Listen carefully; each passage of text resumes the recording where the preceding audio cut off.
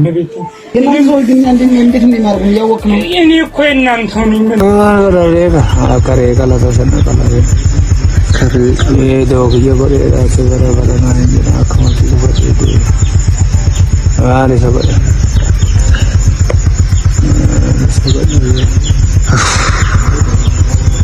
አለ ሰበረ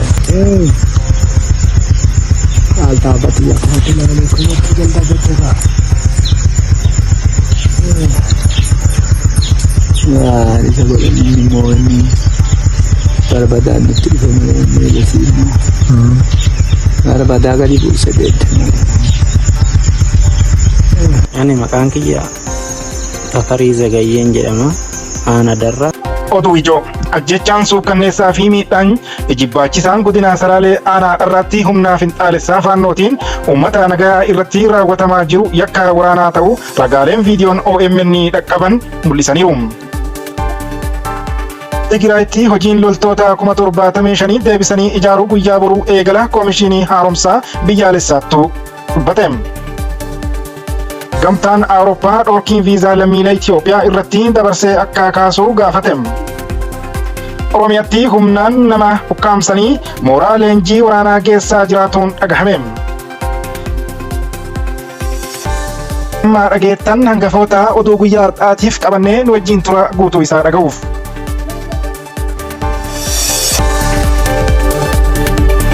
Ashama harka fuunee nageenyi badhaadhaa daawwattootaa fi dhaggeeffattoota Ardii Miidiyaa Neetwoorkiin oduu keenya kan sadaasa 20 maddeen amanamoo irraa cuunfaa isaa guutuu walitti qabannee dhiyaanneerra. Addis Istaandaardii fi akkasuma BBC OMN irraa maddeen arganne amma bal'ina oduu isin biraan keenya wajjin tura. Ajjechaan suukkanneessaa fi miidhaan ijibbaachisaan godina Salaalee aanaa irratti humnaa finxaalessaa faannootiin uummata nagaa irratti raawwatamaa jiru yakka waraanaa ta'uu ragaaleen viidiyoo OMN dhaqqaban mul'isaniiru. Hoogganaan biiroo kominikeeshinii mootummaa naannoo Oromiyaa obbo Haayiluu Adunyaa gama isaaniitiin yaada bilbilaan OMN'if kennaniin haleellaan raawwatamaa jiru finxaaleyyii afaan Oromoo fi afaan Amaaraa dubbatanii raawwatamaa jedhan. Jiraataan aanichaa yaada OMN'if kennan OMN'tonni aanichaa yaada OMN'if kennaniin ammoo faannoon hidhachiisuun uummata aanaadharraa ficcisiisaa kan jiru caasaa bulchiinsa mootummaa aanichaa hoogganaa jirudha jedhan. Siyaasni weerara lafaa fi qubannaatiin diimoogiraafii uummataa jijjiiruu fi lafa bal'aa gara bulchiinsa naannoo Amaaraatti daangessuu waggootaaf Oromiyaa irratti adeemsifamaa turus waggoota 5 darbaniif bifa addaatiin duulli bal'aan adeemsifamaa jira. Humni finxaalessii faannoo Amaaraa godina Oromiyaa naannoo Amaaraatiin waldaangeessan irratti haleellaa banuun gandootaa fi aanota hedduu bulchiinsa mootummaa naannoo Oromiyaa jala kan baasee to'ate yoo ta'u gandoota qabate irratti namoota naannoo Amaaraatii fidee qubsiisaa jiraattonni OMN dubbise. Humnoonni finxaaleyyii faannoo akkuma godinaalee Horroo Guduruu, Wallagga Bahaa, Shawaa Lixaa fi Walloon keessatti yakkoota waraanaa gurguddaa raawwatan godina Shawaa Kaabaa Salaalee aanaadharraa keessattis gochoota suukkanneessaa raawwataa jiraachuu isaanii jiraattonni himaniiru. Aanaan dharraa aanaa haleellaan humna finxaalessaa faannoo itti hammaatee yoo ta'u gandoonni humnoota kanaan weeraraman gandoota akka Daanyuu, Wansootuutii, Iluu, Goodaa, Caffee, Baabbuu Dirree, Sararqullaa, Salaashii, Makaftaa, Mannoyyoo, Warree Mannayyoo, Baayitii, Mana Lagoo, Gabroo Barreessaa, Hoomaa Bonnayyaa fa'a ta'uu jiraattonni dubbataniiru. Humnoonni faannoo naannichatti raawwatan kan ibsan jiraattonni kun nama osoo lubbuun jiru mana keessatti balbala itti cufanii gubu ijoollee waggaa xinnoo irraa jalqabee daandii irratti yoo argan morma kutanii bira darbu namoota ukkaamsuun mallaqa maatii kafalchiifachuun ajjeesanii reeffa bineensa nyaachisuu fa'aati jechuun himan. Kanneen keessaa magaalaa guddattuu Sararqullaa, Maammoo Buqinaa, Makaftaa, Mannoyyoo, Makaftaa, Jirru Abbuu Godoo, Bahatii Gabroo, Barreessaa, Karabaa, magaalaa guddattuu Tuutii, Hoomaa Borayyaa, Hoomaa Barrisoo fi kanneen biroo to'annaa humnoota finxaaleyyii Amaaraa kana jala jiraachuu maddeen himanii jiru. Gandoota to'annoo isaanii jala oolchan kana keessatti bakka leenjii fi buufata waraanaa barachuun leenjii taasisuu isaanii maddeen himanii jiru. Humnoonni finxaaleyyii Amaaraa kun garee የደራ ማንነት አስመላሽ ኮሚቴ jedhu hundeessuun uummanni akka naannoo Amaaraa jalatti buluuf hojjetaa jiru jedhan. Itti gaafatamaan kominikeeshinii mootummaa naannoo Oromiyaa obbo Haayiluu Addunyaa immoo rakkoo uummanni dharraa keessa jiru irratti yaada OMN'f kennaniin haleellaa kana raawwataa jiru finxaaleyyii afaan Oromoo fi afaan Amaaraa dubbatanidha jedhan. Humni finxaalessaa faannoo daangaa Oromiyaa sarbuun gandoota hedduu aanaa dharraa jala jiran to'achuu fi aanaa dharraa bulchiinsa mootummaa naannoo Amaaraa jala galchuuf hojjetaa jiraachuu irratti mootummaan naannoo Oromiyaa maal hojjetaa akka jiruu fi aanaa dharraa keessaa gandoonni meeqaa bulchiinsa mootummaa naannoo Oromiyaa jala akka jiran obbo Haayiluu Addunyaa gaafanne gandoonni hunduu bulchiinsa mootummaa naannoo Oromiyaa jala jiru jedhan. Caasaan mootummaa faannoo fi deeggarsa taasisaa jiraachuu kan himan jiraattonni OMN dubbisee humnoonni nageenyaa mootummaa faannoo uummata fixaa jira callisanii ilaaluu jedha. Akka jiraataan OMN dubbisee jedhutti mootummaan faannoof dhiyeessii meeshaa waraanaa dhiyeessuun uummata ficcisiisaa jira. Haleellaa faannoo raawwatuun cinatti meeshaalee waraanaa gurguddaan mootummaan dhukaasa baqachuun uummanni qe'ee fi qabeenya isaa irraa buqqa'ee bosonaa fi gammoojjii keessa bittinnaa'ee rakkataa jira jedhan. Qaamonni bulchiinsa aanichaa faannoo deeggaruu kan jedhu jiraataan kun gaafatamaan waajjira bulchiinsaa fi nageenya aanaa dharraa obbo Allabaachaa'uu Hayilamaariyaam isaan keessaa tokko ta'uu eera.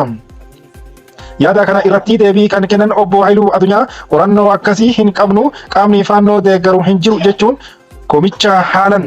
Humni finxaalessii faannoo mootummaa federaalaatiin hidhachiifamee aanaan dharraa bulchiinsa mootummaa naannoo Amaaraa jechuun waggoota 3 oliif waraana uummata aanichaa irratti baneen yakkoota gurguddaa raawwatee jira.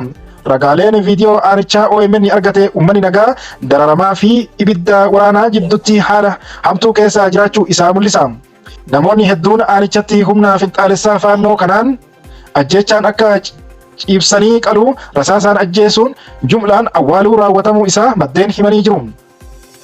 Suuraawwanii fi viidiyoowwan OMN dhaqqaban uummanni aanaa dharraa hammeenya daangaa namooma darbee keessa jira gandoota aanichaa gara caalu keessatti ajjeechaan suukanneessaan raawwatuun qe'een hedduun olaa jiraachuu agarsiisa. Uummanni qe'ee isaa irraa buqqa'ee gammoojjii laga jamaa dabalatee holqaa fi bosona keessa daa'effatee jiraachuu isaa maddeen himanii jiru. Uummanni aanaa dharraa waraana gosa 3 keessa jira kan jedhan maddeen haleellaa humnoota finxaaleyyii faannoo akkasumas wal waraansa waraana mootummaa fi waraana bilisummaa Oromoo jidduutti dhumaa jira jedhan. Dhimma kana irratti gaafatamaa biiroo kominikeeshinii Oromiyaa obbo Haayiluu Addunyaa dubbifnee haleellaan kan raawwatamaa jiruun finxaaleyyii afaan Oromoo fi afaan Amaaraa dubbataniin ta'uu himan. Mootummaan nageenya uummatichaa bakkatti deebisuuf humna nageenyaa bobbaasuu himanii jiru. Kan gabaasee Oromiyaa Miidiyaa Neetwoork.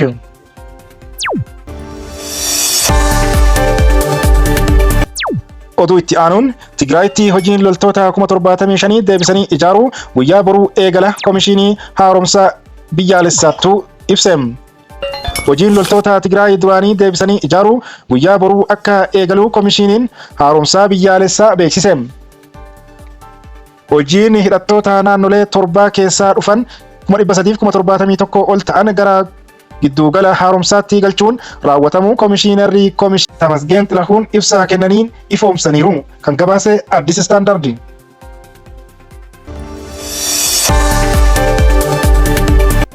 Oduu biroo kaardhaaf qabanneen gamtaan Awurooppaa dhorkii viizaa lammiilee Itoophiyaa irratti dabarsee akka kaasu gaafatame. Walgahiin garee hojii waloo Itoophiyaa fi gamtaa Awurooppaa arfaffaan kaleessa 19/2024 magaalaa Finfinneetti geggeeffameera. Yaa'ichaan gamni lamaanuu hariiroo tarsiimawaa qaban jabeessuuf kutannoo qabaachuu ibsan. Deetaa ministeera dhimma alaa Ambaasaaddarri Misgaanuu Araggaa gamtaan Awurooppaa michuu tarsiimawaa Itoophiyaa ta'uu eeruun Itoophiyaan michummaa gamtichaa waliin qabdu cimsuuf kutannoo akka qabdu dubbatan. Itoophiyaan biyya ka'umsa ce'umsaa fi galma godaansaa ta'uu ibsuun dhimma godaansaa dhimmoota siyaasaa xiyyeeffannoo barbaadan waliin madaalaa walqixaa kan barbaadu ta'uu ibsaniiru. Gama biraatiin gamtaan Awurooppaa uggura viizaa kanaan dura lammiilee Itoophiyaa irratti dabarsee ture kaasuuf tarkaanfii fudhachuu akka qabu hubachiisaniiru. Kan gabaase Addis Istaandardi.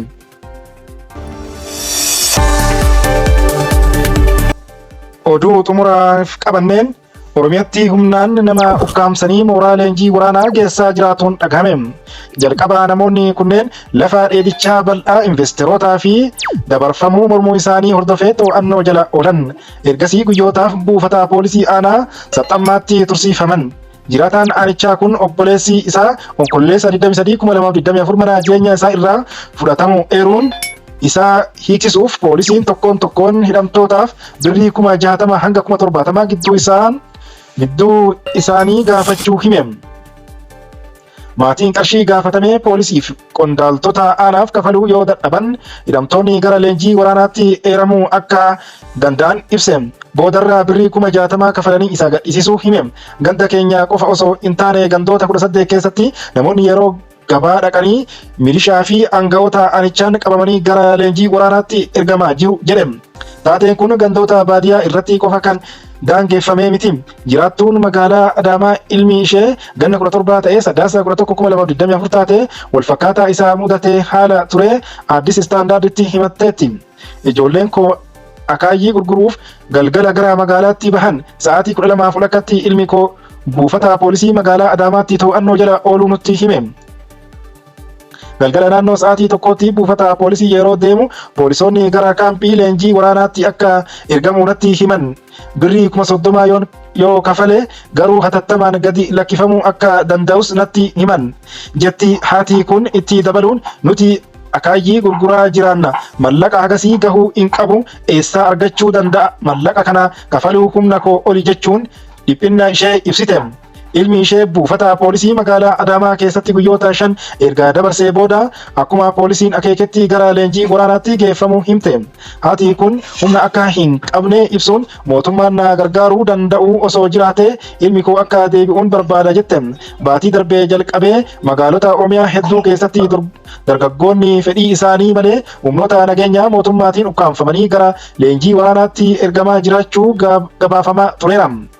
Kanarraa darbee maatiin dargaggoota kana ijoollee isaanii gara leenjiitti ergamuu irraa hambisuuf mallaqa 60,000 lakkaa'amu akka kafalan humnoota nageenyaatiin gaafatamu. Haa ta'u malee mootummaan naannoo Oromiyaa ibsa sadaasa 15/2024 baaseen humnoonni nageenyaa mootummaa gocha mallaqaaf nama ukkaamsuu keessatti hirmaachuu tamsaasuun olola bu'uura hin qabnee fi maqaballeessii jechuun kuffiseera. Maqaballeessii akka kanaa wareegama qaalii nagaa uummataa bakkatti deebisuuf humni nageenyaa keenya kafalan waakkachuu irraa kan maddu yoo ta'u itti gaafatamummaa seenaas kan hordofsiisuudha jedhe kan gabaase Addis Istaandaardi. Daawwattoota keenya kabajamoo oduun keenya karraaf qabanne kanuma waan nu faana turtaniif galatooma turtii gaarii qabaadha.